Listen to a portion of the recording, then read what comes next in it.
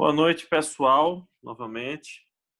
Bom dia, boa tarde para você que está assistindo no futuro. Esta é uma das vantagens de se ter a tecnologia ao nosso favor. Quando estávamos conversando, eu e o Juliano, a gente estava montando como é que seria esse curso sobre evangelismo, né? E já tivemos 3 reuniões sobre isso, e um dos assuntos que estava escalado era o evangelismo relacional, o evangelismo através do relacionamento. E para a gente ter uma ideia de como poderia ser isso, a gente tem que pensar. Eu trouxe aqui 2 exemplos para a gente poder pensar como poderia ser um evangelismo através do relacionamento. O primeiro é o mais conhecido de todos, o que Jesus fez com os 12 apóstolos. Algumas correntes teológicas acham que o período de convivência de Jesus com os apóstolos foi de 7 meses, outras de 3 anos.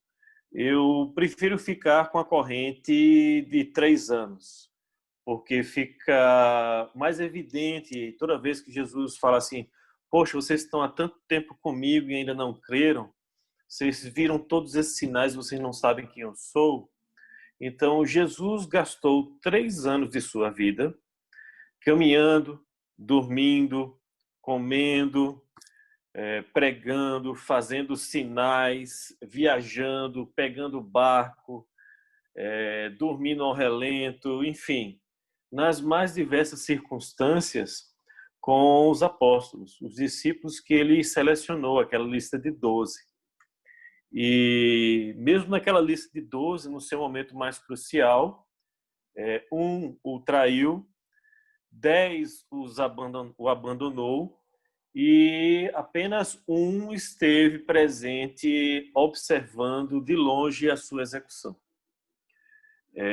Após a sua ressurreição, nós temos até aquele que duvidou que Jesus tinha ressuscitado e foi lá até colocar o dedo nas suas chagas. Jesus, dentro do seu círculo de discípulos, ele tinha um núcleo, e esse núcleo é cantado até em músicas infantis: Pedro, Tiago e João no barquinho. Portanto, mesmo num grupo fechado de 12, Jesus ainda tinha uma intimidade com 3. E isso não é problema, nós termos preferências quando nós estamos acompanhando pessoas. O que nós não podemos desprezar é a atenção a todos. Então, o que é o evangelismo relacional? É o evangelismo em que nós, através de um relacionamento construído, vamos, através do nosso testemunho e de nossas palavras oportunas, ministrando a pessoa de Jesus na vida daqueles que nós temos intenção de alcançar. Mas, Saulo, eu preciso de 3 anos para compartilhar? Às vezes precisa. Eu soube, se eu não me engano, o exemplo é de George Miller. Ele tinha 4 amigos e esse cara, ele é tido como um dos maiores homens de oração da história do cristianismo. No diário de registro dele, ele teve mais de 30 mil orações respondidas. E ele tinha 4 amigos e ele orava pela conversão desses 4 amigos. Um logo se converteu, o segundo se converteu 10 anos depois, o terceiro 20 anos depois, e o 4º amigo só se converteu no sepultamento de George Miller. Então foram homens alcançados pela oração, pela pregação e testemunho. E George Miller não viu com seus olhos humanos a conversão do seu 4º amigo, mas na esperança ele vai receber esse amigo na glória. Então, assim, sim, nosso evangelismo ele pode demorar muito tempo, mas ele também pode ser muito rápido.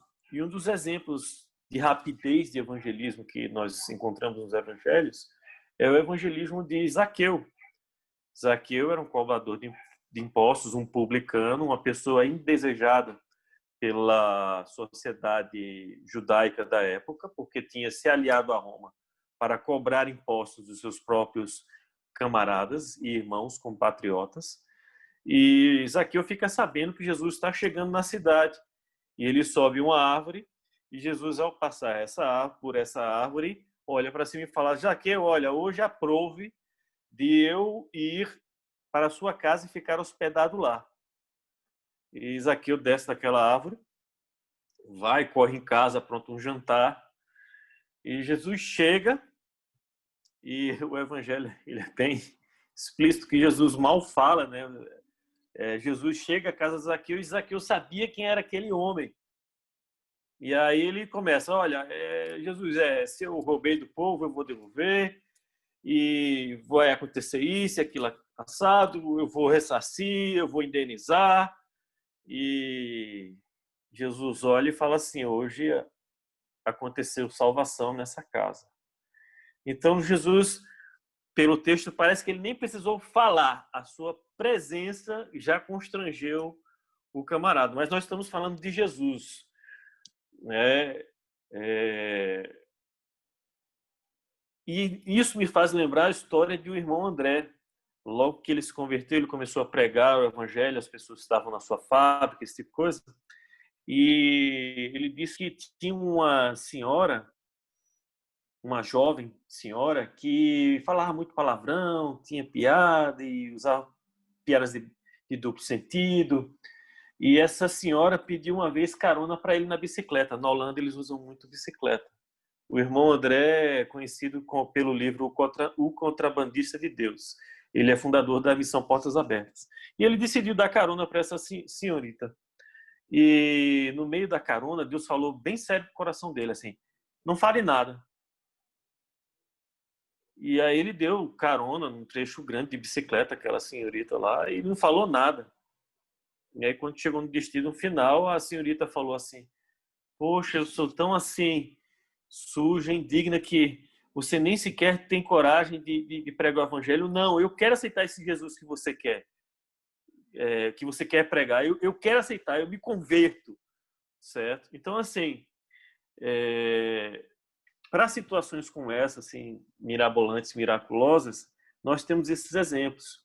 Mas o exemplo mais comum, o exemplo que nós mais encontramos dentro das igrejas cristãs, é esse que a gente vai escutar através da boca do Rafael. Então, Rafael Cortez, fala aí, cabra, como é que foi que tu se converteu? Boa noite, pessoal. É um prazer estar aqui. Obrigado pelo convite, Saulo. Espero que um pouquinho da minha vivência aí ajude todos nós e que seja uma boa discussão. Mas, falando sobre a minha conversão, eu venho de uma família católica não praticante e realmente não era praticante. Tinha bebida todo dia em casa, meus tios faziam zoeira, meu avô curtia. Então, para mim, isso era normal. Era realmente algo assim. Só que eu cheguei numa idade onde, mesmo não sendo praticante, eles sabiam que para casar na igreja tinha que fazer a primeira comunhão e fazer crisma, mesmo eles não indo na igreja. Então eu fui obrigado a fazer a primeira comunhão. Esse foi o meu primeiro contato com a história de Deus, né? Fazer a catequese. Ia lá 1h30 por semana, não gostava, odiava, era um ambiente quente, a tia da catequese não era legal, mas estava passando a história de Deus, passou sobre vários acontecimentos. Mas eu não fiz a crisma, eu simplesmente fiz a primeira comunhão, parei, fiz a confissão lá que precisa ser feito, né?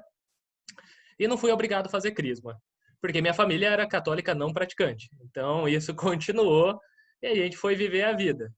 Então esse foi o meu primeiro contato. Depois no colégio eu tive um amigo que é amigo meu até hoje, que era evangélico, veio de uma família evangélica, tudo, e ele trazia isso na vivência dele, né? Ele não falava palavrão, ele tinha suas regras e condutas, e a gente zoava muito ele, porque é moleque, 14, 15 anos, a gente zoava muito ele. E para mim era um Deus distante, era algo que ele, mas você tá seguindo quem? Você tá fazendo o quê? O que é isso que você está seguindo? E ele sempre falando que estava orando por mim, que ele queria que eu encontrasse Deus, e assim por diante, me convidando para ir para a igreja dele, mas como um bom adolescente eu sempre dava desculpa falando que não tinha tempo, porque nenhum adolescente tem tempo na vida. Então eu falava que tinha que fazer um monte de coisa. E daí entrou no ano seguinte um amigo que eu fiz também, que é católico não praticante. E daí a gente se juntava para zoar o que era evangélico, o que vivia isso. E foi indo, foi acontecendo, foi indo, a gente se tornou amigo, eu sou padrinho deles, eles são padrinho do meu casamento, a gente mantém contato. O católico não praticante não encontrou Deus até agora, eu tenho um relacionamento com ele, agora eu tento fazer a parte que esse meu amigo evangélico fazia na vida desse outro amigo. Mas chegou que meus tios viraram evangélicos, um da Metodista, outro da Nova Aliança, e eles começaram a mudar de vida. Então, a bebida já não estava mais em casa, as condutas já não eram mais a mesma, eles já começaram a mudar o ambiente de dentro de casa. E eu achei interessante, né? Mas eu não queria me meter nisso. Eu falei, não, vou continuar a minha vida. Eu já trabalhava, eu estudava, eu não pensava muito sobre igreja. Até que um dos meus tios da Metodista foi para a Capela da Graça. E ele me convidou para ir para lá. Eu fui para conhecer, normal, numa boa, só para ver como que era. Gostei do ambiente, gostei do jeito, mas mesmo assim eu não via Deus. Eu via um ambiente legal, eu via uma palavra rápida, eu via algo que me atraía. Mas eu não conhecia Deus ainda. E eu fazia Kung Fu ali perto. E um dia estava tendo uma reunião lá na capela, eu não lembro do que era a reunião, realmente não lembro, e eu fui instigado a entrar. Acabei entrando, logo no sábado me envolvi com o Inside Out, eu fui para um acampamento do Inside Out, conheci um monte de gente, foi bem bacana, e daí eu comecei a frequentar o Inside Out. Mas nos primeiros 3, 4, 5 anos de Inside Out, eu ainda não conhecia Deus. Eu ia porque a galera era gente fina, eu ia porque era um ambiente legal, eu ia porque eu queria fazer parte de um grupo. Mas eu nunca... Eu orava, eu lia a Bíblia, eu fazia tudo que um bom crente faz, mas eu ainda não conhecia Deus. Eu ainda estava esperando Deus aparecer no meio do caminho, com aquela luz, eu ficar cego, daí alguém tem que curar minha cegueira, para daí eu falar, não, Deus, é isso mesmo. Mas não foi assim que aconteceu. Deus veio tocando no meu coração, veio mostrando o cuidado dele, desde quando eu comecei a entender o que era a história de Deus lá na catequese. Por mais que eu não gostava, ele veio trazendo e cuidando de mim. Até que chegou um momento e eu falei, pô, Deus existe comigo ou Deus existe também sem eu aceitar. Eu acho melhor eu aceitar, porque eu tô vendo o bom e o bem que fez a minha família e como isso daí é bom para minha vida, né? E nisso eu comecei, através dos relacionamentos que eu tinha dentro da igreja, querer entender um pouquinho mais a Deus. E tentar transparecer isso para os adolescentes que eu liderava no Inside Out. Então, minha conversão foi assim, Saulo, foi uma conversão gradativa. Não foi da noite para o dia, demorou, se eu não me engano, aí em torno de 10, 12 anos para eu realmente me converter. Eu já tinha sido batizado, mas eu fui batizado naquela emoção de, tá todo mundo batizando, então vamos junto. Mas eu não entendi ainda o que era Deus. Eu não tinha um relacionamento com Deus. Então, a minha conversão foi isso, Saulo, um pouquinho da minha conversão. Que bom. Rafael, hoje qual é o trabalho que você faz em nossa comunidade? Então, para chegar no trabalho que eu faço lá na comunidade, né, o ministério, eu tenho que contar um pouquinho da minha vida ministerial, né? Então, eu fui para o Inside Out. O Inside Out, eu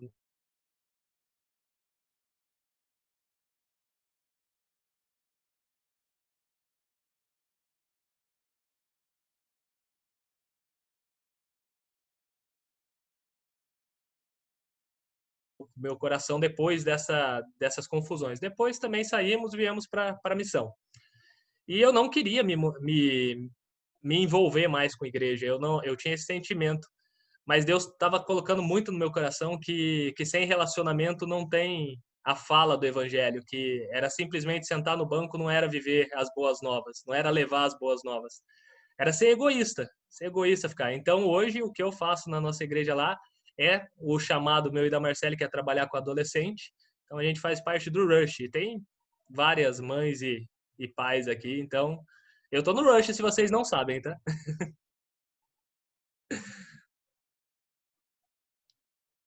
dentro dessa perspectiva de relacionamento, como você está falando, Rafael, eu queria saber qual o seu entendimento. Como é que a gente pode ser intencional em nosso evangelismo de uma maneira natural, para que as pessoas não percebam que a gente quer que elas se convertam, porque a gente quer que elas se convertam. Então, como é que é seu trato para fazer com que os seus alvos entendam essa mensagem de maneira intencional, mais naturalmente? Tá. Essa pergunta é complicada, né? Porque cada um é um estilo. A gente tem que saber respeitar o estilo de cada um na hora de abordar, né? Mas nunca mentir, sempre falar a verdade. Então, a gente fala sobre Cristo, fala que é cristão, e não só fala, como dá exemplo de ser cristão, né? Porque é uma responsabilidade muito grande quando a gente fala que é cristão e começa a pisar na bola e a pessoa te conhece e vê você pisando na bola, pode ser um péssimo exemplo. Mas hoje, o que eu vejo pela minha vida é que o relacionamento com outras pessoas, com outros cristãos, faz com que minha fé se fortaleça. E eu tento passar isso para o pessoal do Rush. Então, hoje, a liderança do Rush, 10h30, colocou no despertador para orar pelo Rush. Pode ser tipo, mas vai colocar um horário para isso? Não, vamos colocar um horário para isso. Depois vira costume. Então, nós, como liderança, temos que orar pela vida desses adolescentes que serão os novos líderes. Então, 10h30, todo dia, a gente ora como grupo, cada um na sua casa, e vamos buscando a direção.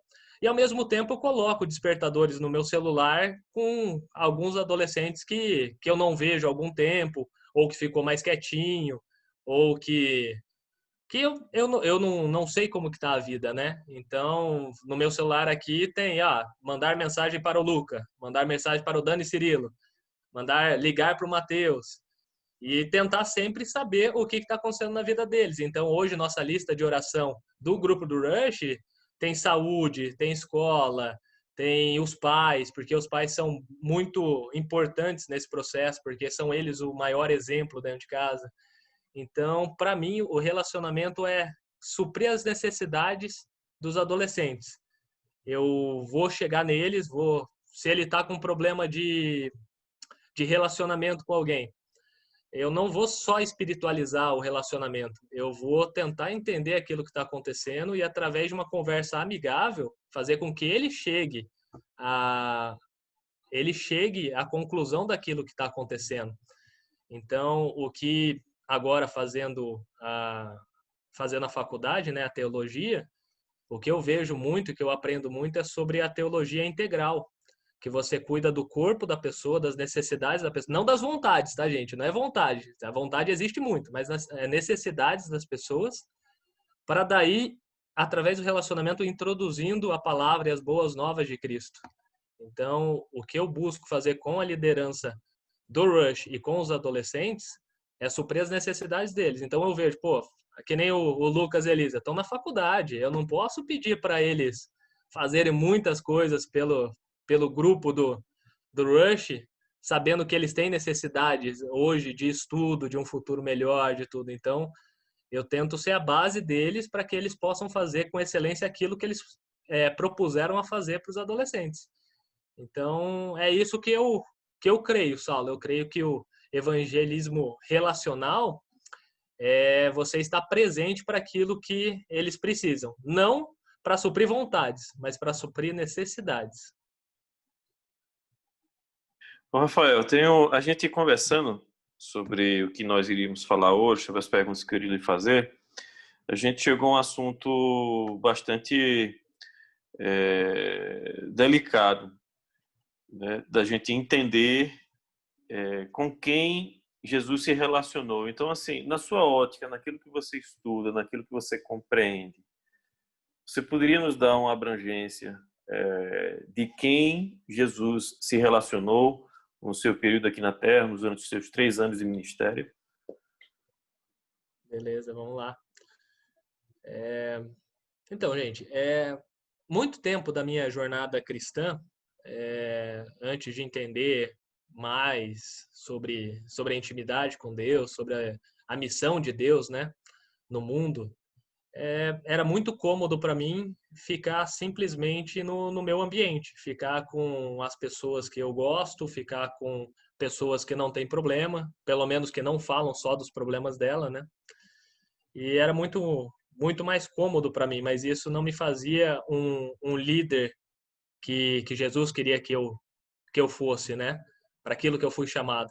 Então, lendo a Bíblia, estudando, nós vemos que Jesus ele não vai para as cabeças, ele não vai para as realezas, ele não vai para os ricos, ele vai para os pobres, ele vai para os necessitados, ele vai para aqueles que precisam do toque.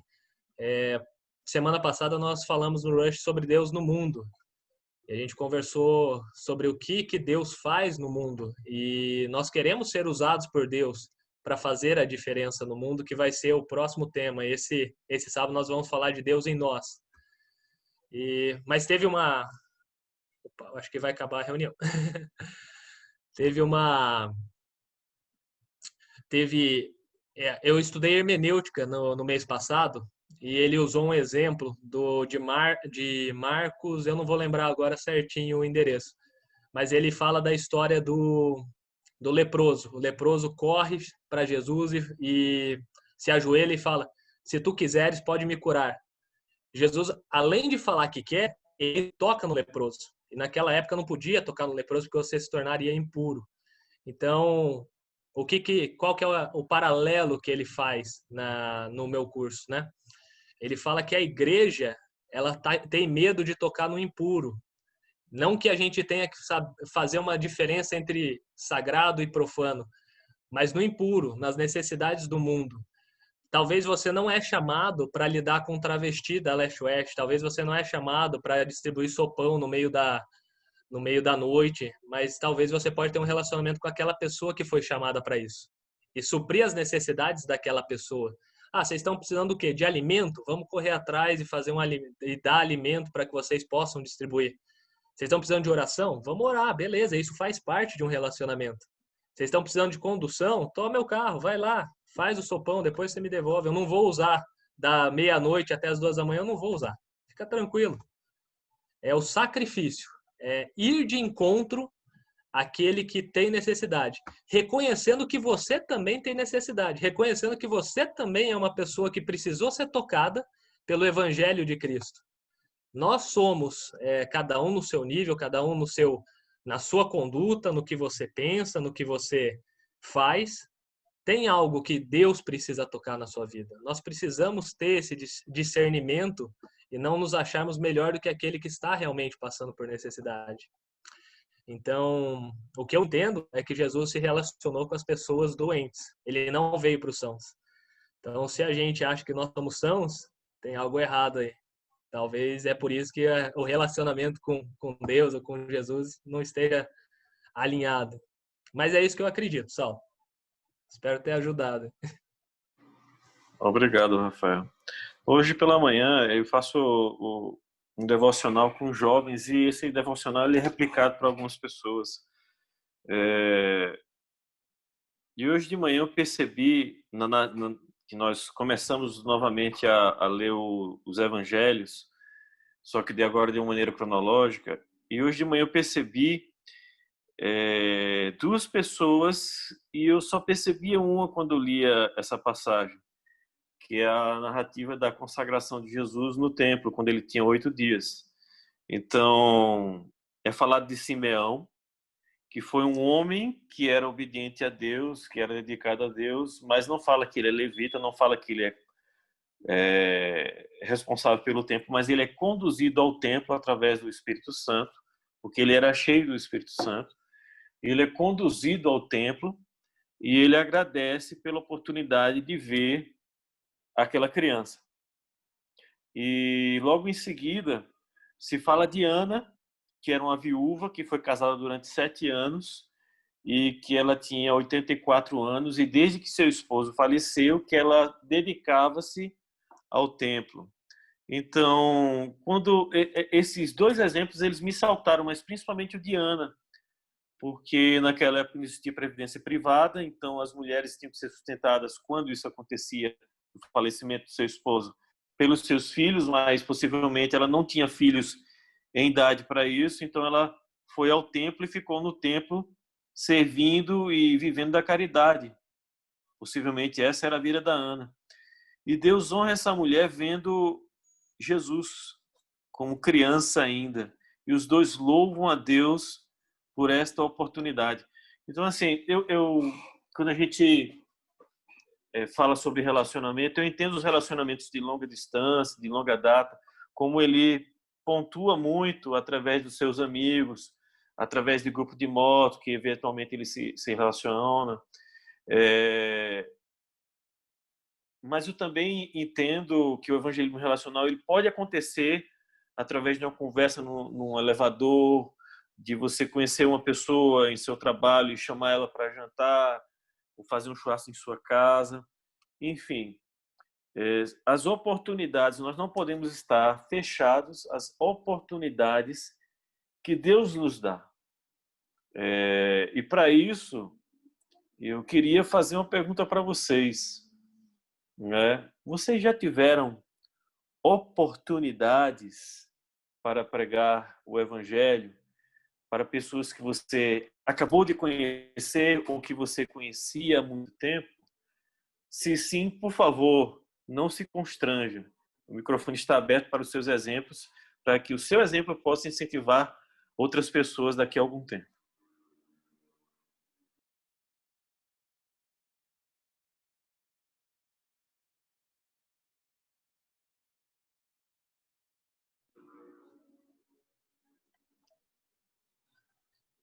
Na verdade, eu tive uma experiência ao contrário.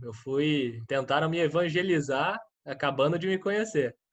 Mas isso lá atrás, quando eu comecei minha carreira de corretor de imóveis, eu fui numa casa e uma senhorinha, boazinha, tudo.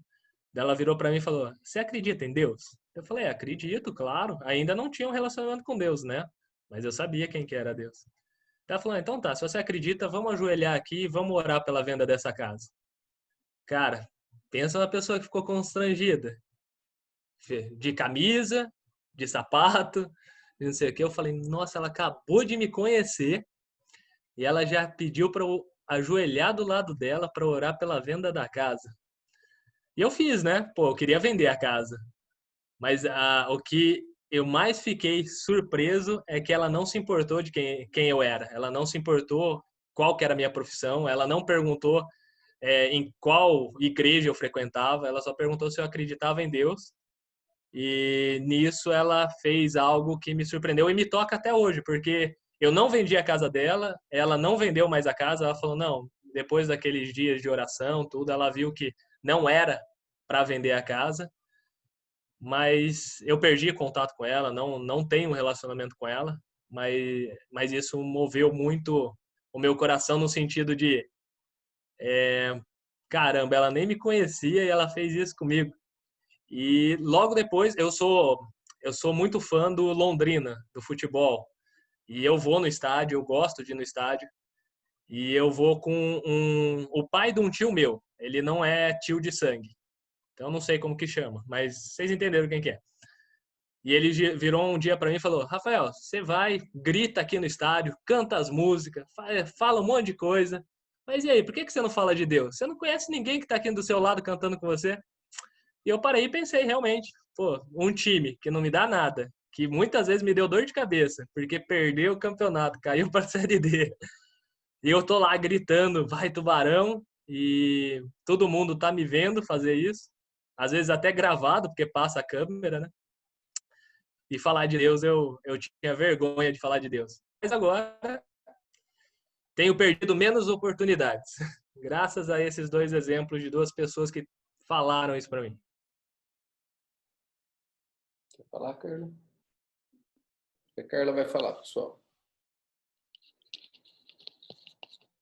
Amor, já pode falar? Acho que liguei. Todo mundo está me ouvindo? Ok. Amor,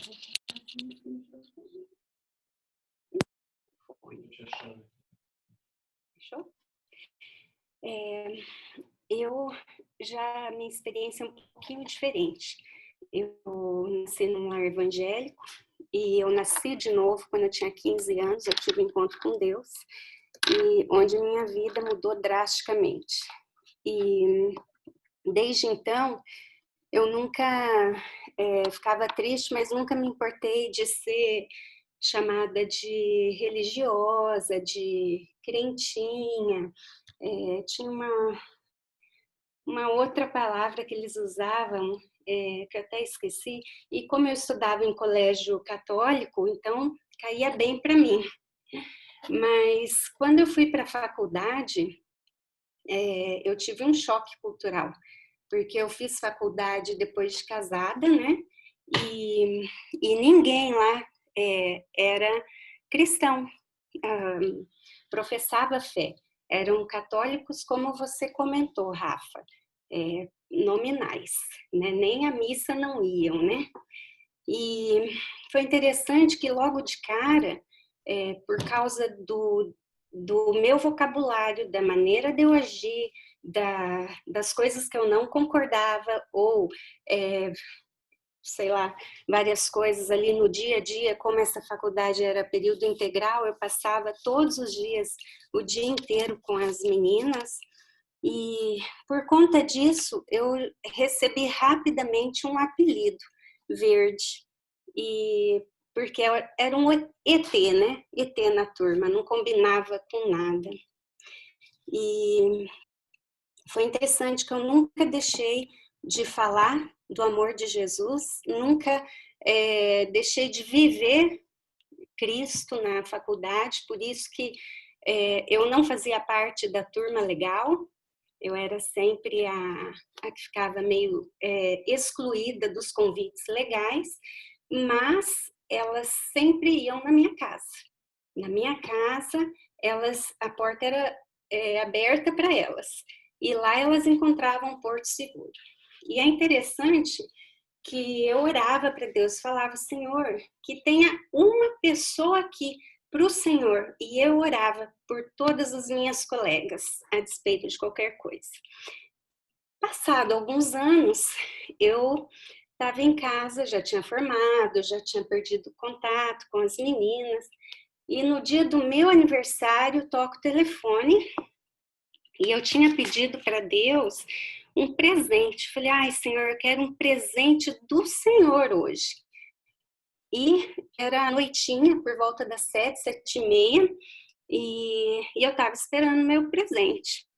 E quando toco o telefone, é uma colega minha, de Uraí, não era nem daqui, e ela falou assim, Carlinha, tudo bem? Oi, tudo! Como que você tá? Tô bem. E daí você casou? Não, terminei, mas eu quero te falar uma coisa. Agora eu entendo. Entende? Você tá bem? Não, tô bem, mas agora eu já faço parte. Parte do quê? Da família de Cristo. Agora eu entendo que você falava naquela época e ela me ligou tão feliz, dizendo que ela ia ser batizada porque ela escolheu o Senhor. Isso anos depois, tá, gente? Da semente lançada. Agora, faz pouco tempo. E detalhe, eu também tive muito bom relacionamento com os meus professores, os quais também frequentavam a minha casa. E há pouco tempo, uma professora que eu já tinha perdido contato há mais de 10 anos me chama para sair, já veio aqui de novo, não quer perder o contato porque precisa ouvir mais do Deus que eu creio. Então, eu acho tremendo como Deus faz as coisas, a gente semeia. Alguém vai colher em algum momento, mas eu creio que o evangelismo relacional tem tudo a ver com o seu dia a dia, muito pouco com falar muitas coisas. Às vezes a gente fala e bloqueia e não gera uma empatia, mas o viver a verdade, o viver a vida de Cristo. Então, eu não as criticava pelas escolhas mas eu sempre estava disposta a acolher. E quando elas tinham problema ou precisavam de alguma coisa mais séria, elas vinham pedir para eu orar. Então, assim, a semente foi lançada e mais para frente eu tive a oportunidade de dar o meu testemunho para elas e todas achavam lindo, lindo, mas lindo. Mas agora eu olho para trás e vejo os frutos que Deus tem permitido que eu ainda tenha contato. E só mais um detalhe, um dos meus professores era um médico muito conceituado aqui na cidade, e ele, uma vez foi em casa, eu pedi para o Eli fazer uma janta, lembra, amor? E eu chamei ele e mais 2 pessoas, pois ele chorou no sofá da minha casa, ouvindo os hinos que ele ouvia quando era criança, através da mãe dele. E ele, mais uma vez, teve a oportunidade de ouvir de Deus naquele momento. Então, eu não sei muita teologia, esses princípios, isso ou aquilo, mas eu creio que todos nós, quando a gente se dispõe para o Senhor usa do jeito que a gente é. E para alcançar aquela pessoa que não vai à igreja, ela não vai, mas que você está sendo próximo dela, que você vai ter contato com ela de alguma maneira, seja no trabalho, no ônibus, no elevador, na portaria do prédio, mas Deus usa a gente do jeito que a gente é. Né? É isso. Isso aí. Deixa eu pegar carona aqui no comentário da Carla. E eu queria, na verdade, reforçar ou secundar aquilo que o Saulo falou, né? Que tem a ver com o testemunho da Carla. E com o meu testemunho também. Eu estava aqui pensando e eu não consigo, de verdade, eu não consigo lembrar de qualquer pessoa que eu tenha evangelizado que eu não tenha feito amizade antes. Essa é assim, acho que não tem ninguém, não consigo lembrar de ninguém que eu evangelizei sem antes me tornar amigo. E o evangelismo relacional é isso, é você estabelecer um relacionamento. Até quando eu prego, eu sempre falo assim, estabelecer um relacionamento com os olhos na eternidade, né? Então, você começar uma amizade agora, pensando na eternidade, lembrando da eternidade.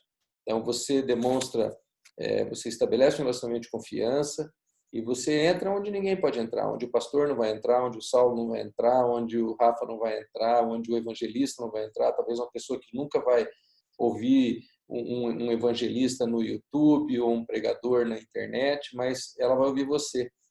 E aí o segredo realmente é a gente ter o testemunho, né? O tema da semana passada, ter o testemunho honesto, né? Saber comunicar a verdade, saber comunicar aquilo que Jesus fez, né? Mas também ter um testemunho de vida que seja verdadeiro, né? Porque eu lembro na escola, na escola não, na faculdade, quando eu fiz administração, que eu gastei alguns anos estabelecendo um relacionamento com alguns rapazes, né? E um deles era um moço de Bandeirantes e ele era meio metido a vaqueiro, ele usava um daqueles bonés de cowboy e tal, né? Cowboy lá usa boné, tá, gente? Não é chapéu. E ele carregava uma santinha dentro daquele boné, né? E porque é coisa de vaqueiro, né? Ter a santinha protetora e tal. E a gente se relacionou aqueles anos todos, eu nunca falei nada contra a santinha dele, e eu sempre, assim, estava junto com ele e eventualmente, quando havia uma oportunidade, falava do amor de Jesus e tal. Aí um dia um outro colega nosso, cristão, da mesma igreja que a gente, né, cara? Não vou falar o nome, que talvez alguns conheçam, né? Tava com a gente lá jogando uma sinuca e tal, e o cara tirou o boné e apareceu a santinha, né? Ele falou, o que é isso aí, né? Ele falou, é a minha santinha, né? Para me proteger, né? Aí esse amigo evangélico virou para ele e falou assim, pois fique sabendo que você e essa sua santinha vão para o inferno juntos. E assim, com essa sutileza, com esse amor todo, com essa consideração, né? E E aquilo eu fiquei assim, falei, meu, que eu demorei 3 anos para construir, o cara com uma frase destruiu, né? Ou aquela história do nosso GA, né, Carla? Do nosso GF, a gente tinha um GF e tinha um casal católico nesse GF, católico, bem católico mesmo, e eles estavam num processo de conversão, como o Rafa falou, aquele processo que leva tempo, né? As pessoas acham assim, que você sai de uma fé, entra para outra, do dia para a noite. Não, eles estavam num processo. Mas eles estavam se sentindo amados, se sentindo abraçados, sentindo, né? Estavam bem com a gente, compartilhando com a gente, vindo assim religiosamente, né? No bom sentido, no nosso GF. Até que um dia eu precisei viajar e deixei esse GF por conta de uma outra pessoa e pedi para essa pessoa coordenar as reuniões enquanto eu estava fora e tal. E eu voltei e aquele casal católico sumiu. E eles não vieram numa reunião, não vieram na segunda reunião, lá pela terceira reunião eu pedi para falar com eles, o que está acontecendo, o que está acontecendo, não aconteceu nada e tal. Passou um mês e meio, finalmente eles resolveram falar comigo e falaram, a gente vai falar porque a gente é amigo e tal, então a gente vai falar, mas assim, nós não vamos mais voltar. Por quê? O que aconteceu, né? Então, você sempre foi muito respeitoso, você nunca confrontou a gente nessa questão da igreja e tal, mas quando você viajou, o fulano de tal que liderou a reunião falou que o Papa era o anticristo, ele era o enviado de Satanás, né? E que a gente era idólatra por tal e tal, e assim, acabou com o casal. E, de novo, aquilo que a gente vinha construindo no relacionamento tal, foi destruído por causa de uma palavra sem sabedoria e sem amor, né? Então, gente, veja, eu não estou falando que às vezes a gente não deve confrontar uma pessoa e exortar e confrontar o pecado. Muitas vezes Deus vai nos levar a isso, mas normalmente não é quando a gente está tentando ganhar essa pessoa para Jesus, não é ainda o momento de confrontar essas coisas, né? Porque Jesus fala o seguinte, venha como você está, né? Eu ia falar o diabo na cruz, é o bandido na cruz, né? Jesus aceita ele naquele momento e daquele momento em diante começa um processo de transformação na vida dele, que no caso dele foi rapidinho porque ele já morreu, né? Mas foi assim na nossa vida, a gente foi para Jesus, ele nos recebeu, ele nos aceitou e aí começou esse processo de transformação que todos nós ainda estamos vivendo. Então, mas tudo começa hoje num relacionamento, né? Numa amizade, uma amizade de confiança, onde eu aceito ouvir algo que pode até confrontar alguns paradigmas que eu tenho, a religião da minha família, né? O Rafa contou, era católico, de repente aquela ideia de ser evangélico, quanto preconceito há, né? Então aquilo confronta, aquilo é desafiador, né? Você precisa de tempo para processar isso, né? E um relacionamento ele ajuda nesse sentido. Então, não estou dizendo que você não vai pegar toda a oportunidade. Como a Carla falou, você entra no elevador, você está na fila do banco, você está falando com a menina da Zona Azul. Se Deus mostrou para você que aquela pessoa precisa ouvir uma palavra, ela precisa, né, receber uma palavra, você dá a palavra, você deixa o Espírito Santo agir, você ousa, você se arrisca e fala, e deixa Deus fazer. E se eu for pagar mico, paguei mico, tanto faz. Né? Não estou preocupado com isso. Mas o fato é, quando a gente entra nesses relacionamentos, né, as coisas acontecem. Então, a gente tem essa linha da porta de vidro lá no Cultural, né, Carlos? A gente fez essa linha lá embaixo para atender as pessoas. Aquela fala, essa linha do choro, que o povo entra lá para vender livro e sai chorando, né? E hoje eu atendi uma pessoa lá, mas não deu outra. Tretou, relou, o cara já descobri que é um crente desviado, já conversamos de Jesus, já oramos junto, e o cara já falou que vai participar dos cultos e tal. E assim, é tudo muito rápido quando você estabelece esse relacionamento, né? Então, eu creio que esse assim, é importante a gente pensar nisso, a gente lembrar disso quando a gente se relaciona com as pessoas. E só fazendo um comentário, viu, Rafa, de algo que você falou, que eu não gosto de remedar a pregação dos outros, não, mas eu só queria assim, destacar um ponto que eu preguei outro dia, lembra quando eu falei que o ser bom não é bom o bastante, né? Então eu entendo, sim, Jesus falou, eu vim para os enfermos, eu vim para os que estão, né, necessitados e tal, mas tem uma multidão de pessoas, entre aspas, boas, né? Ou que se julgam boas, ou que pensam ser boas, ou que pensam estar com a bola toda, que precisam de Jesus tanto quanto aqueles que reconhecem que estão enfermos. Então, na verdade, os que pensam que estão bons, para mim, estão mais enfermos do que os que reconhecem que estão enfermos. Porque enfermo, na verdade, todo mundo está, né?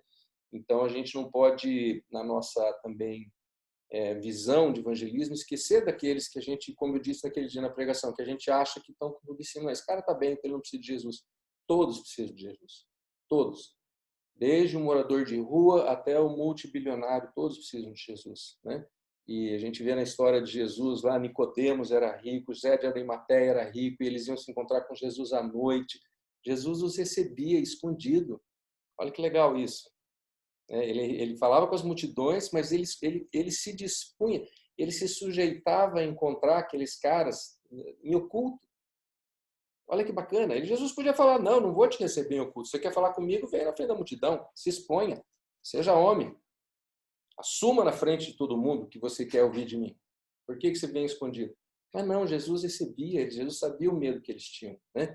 E os recebia mesmo assim. Eu acho isso maravilhoso. Essa compaixão que Jesus tem daqueles homens que não têm coragem de assumi-lo publicamente, né?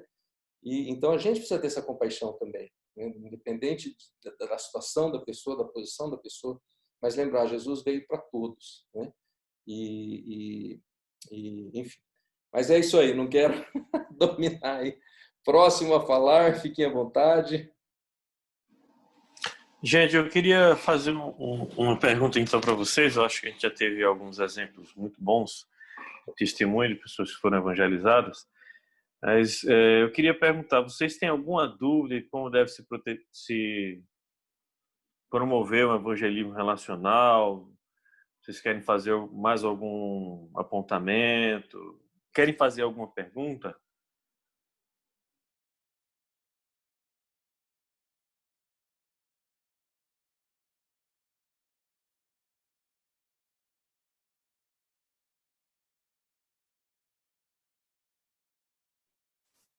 Saulo, não quero perguntar, mas eu queria contar só mais um caos aí, que é muito interessante. Eu não aguento ficar sem contar os causos. Uma vez eu estava... um lugar que me rendeu muita... aliás, esse caos me amarra com uma sugestão, tá? Me amarra, não, amarra uma sugestão. Mas um lugar que me rendeu muito evangelismo foi o modelismo. Quando eu praticava aeromodelismo, plastimodelismo, ali eu tive a oportunidade de evangelizar muita gente. Que a gente se envolvia naqueles projetos lá de montar kit, montar avião, etc. e tal, e fatalmente você se envolve no relacionamento e você acaba evangelizando pessoas ali. E eu consegui, graças a Deus, né? Quer dizer, Deus, né, alcançou várias pessoas nesse processo. E uma dessas pessoas foi o pai da Sabrina, viu, Rafa? O Panosso, né?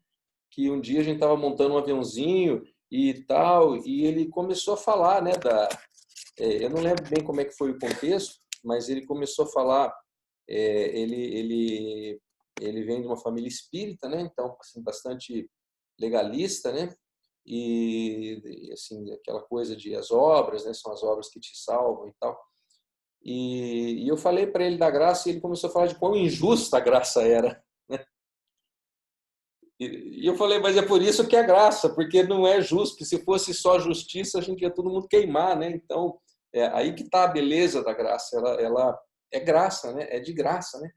E foi uma discussão tão bacana. E aquele homem ele tinha tanta dificuldade de entender isso. E aí volta para aquele ponto que a gente conversou um pouco na semana passada, de você entender também essas coisas, porque às vezes é numa discussão, estou falando assim, no bom sentido, uma discussão, um esclarecimento desse, que a pessoa vai ter um encontro com Deus. Porque ela traz aquela bagagem enorme, né, de que não, é pelas obras, é cumprindo, é fazendo, é acontecendo e tal, e de repente você fala, meu querido, é por amor, é pelo que Jesus fez. Como assim? Isso não é justo? Não é justo mesmo, é por isso que é graça, né?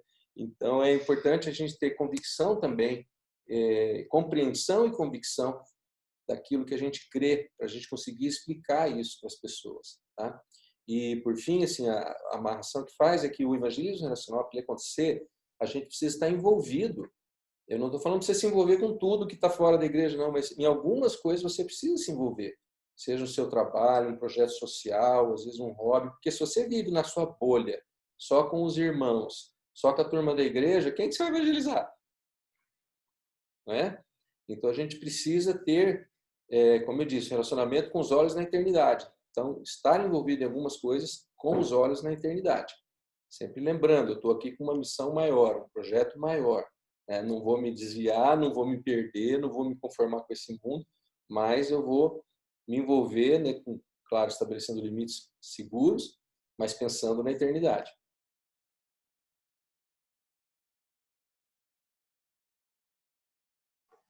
Beleza.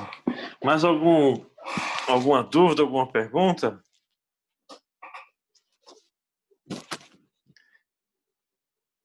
Simone, como você está? Você tem alguma dúvida?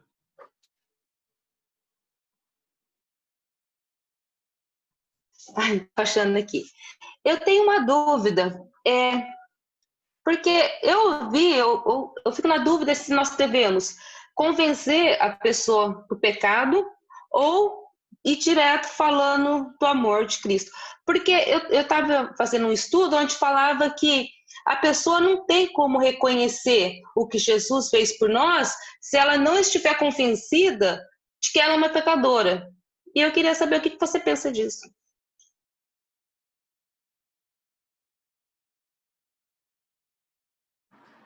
Juliano, você gostaria de responder essa pergunta ou eu prossigo?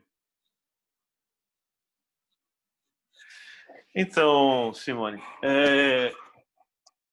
eu sempre acho que a gente tem que ter uma sensibilidade tremenda. A gente tem que realmente ser sensível ao Espírito Santo. E eu costumo falar o seguinte, que se você tiver alguma dúvida que você tem que pregar a Jesus para a pessoa, então você tem que pregar. Porque para pregar Jesus não deve existir espaço para dúvida. Não é na dúvida, não ultrapasse. Não. Se você está em dúvida se você deve pregar, você prega. Porque naquele exato momento em que você não tem mais palavras para continuar uma discussão ou uma história, alguma coisa desse gênero, um bom exemplo de Jesus se faz necessário. Agora, quando nós partimos para a confrontação, raramente eu vi confrontações chegar a um bom resultado. Então, geralmente, pessoas que querem convencer as outras de sua verdade ou da verdade do evangelho, elas vão mais machucar do que convencer. Entendeu? Então, se em algum momento existe confrontação, por favor, fuja da confrontação, porque isso vai me machucar.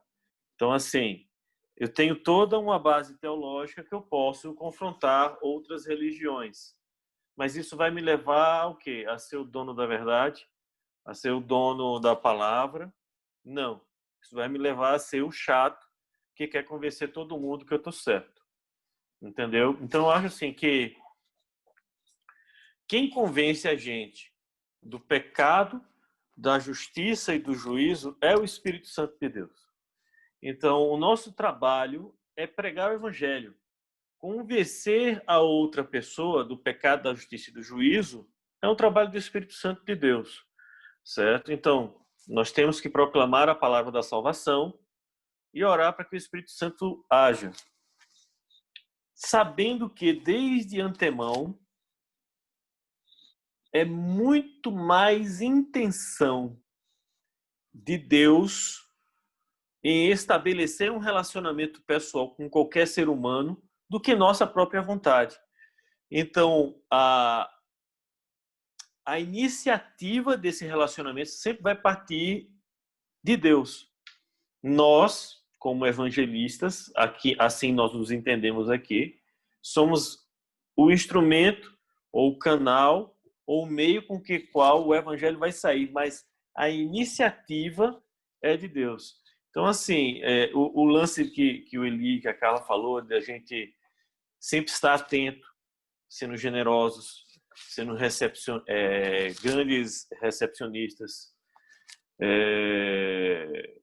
anfitriões, recepcionistas não, anfitriões, pessoas que estão atentas à necessidade dos outros.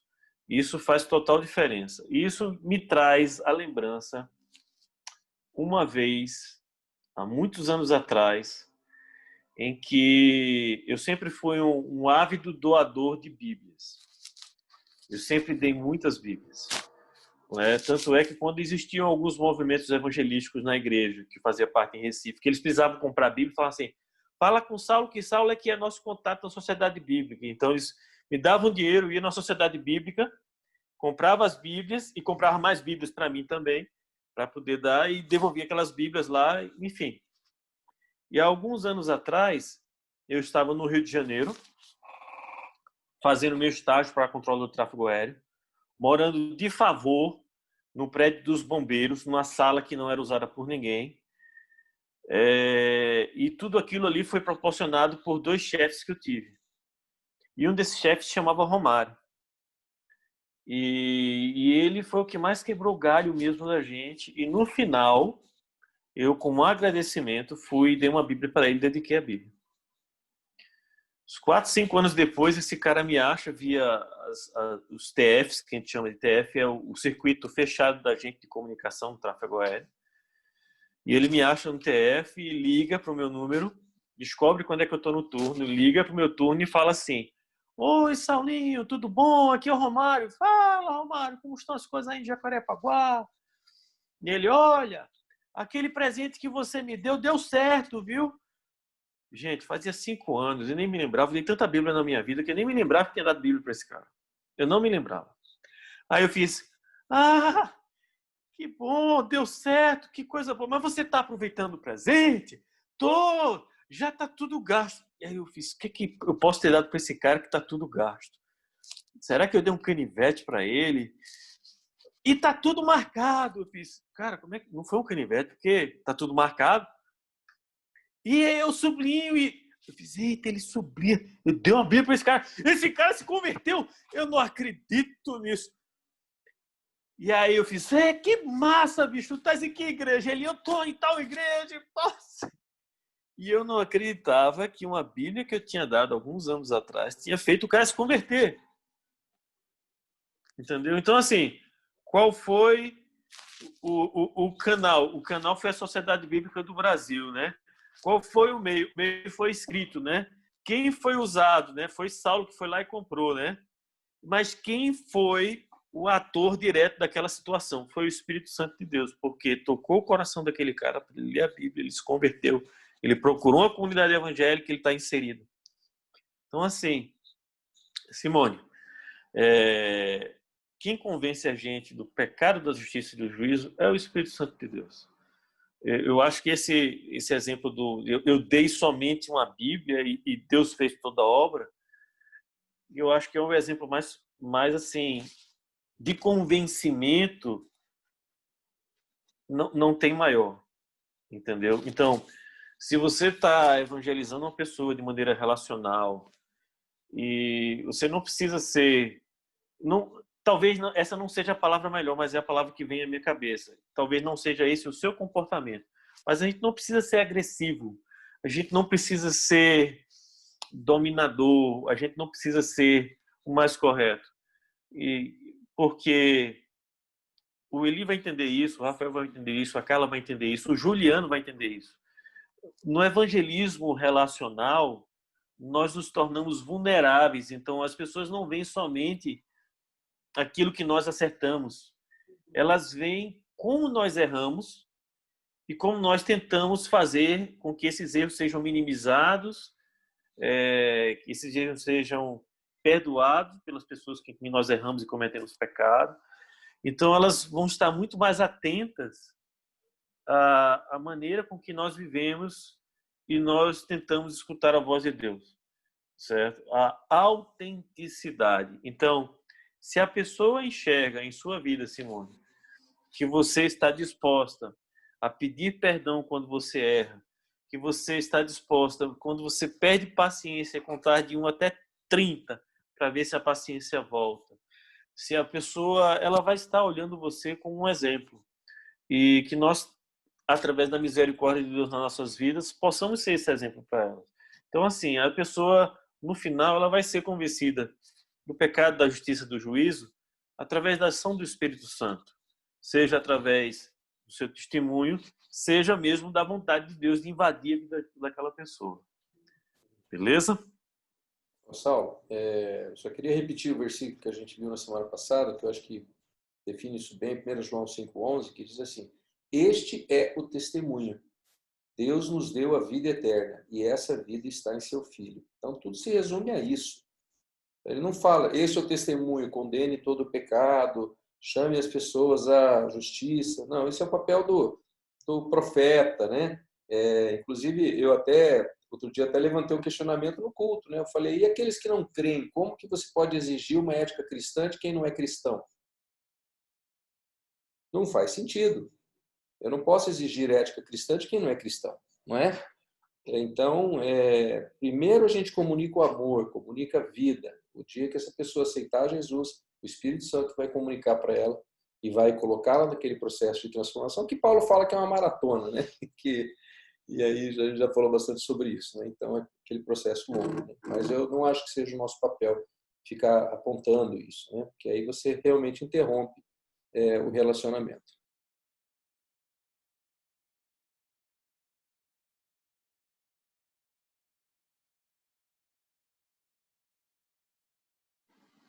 Lucas, você está tão caladinho, prestando tanta atenção. Você tem alguma dúvida? Não, tô tranquilo aqui. A minha internet tá meio ruim, tá travando um pouquinho só. Tá. Matheus, pelo que eu entendi, você é preparador físico, é isso? Você sempre está numa academia? Isso, eu tenho uma academia. E aí, como é estar em um ambiente que geralmente é colocado como um culto ao corpo? Como é ser sal e luz num local como este? Olha, não é fácil não, viu? Não é muito fácil não. É um ambiente complicado. Opa!